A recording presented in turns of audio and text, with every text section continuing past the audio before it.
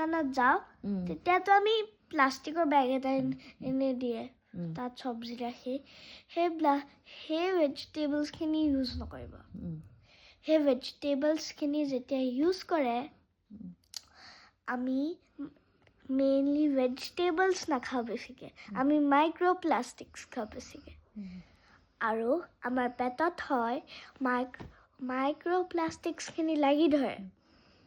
তাৰপিছত প্ৰথমতে কিডনীত যাব পেলাই ডেমেজ কৰি দিব পাৰে তাৰপিছত আমাৰ ইণ্টেষ্টাইনটো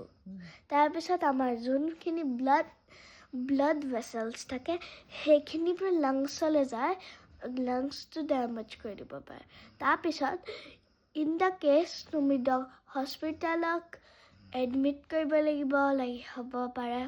আৰু সেইটো কাৰণে প্লাষ্টিক আৰু মাইক্ৰ'প্লাষ্টিক এৰা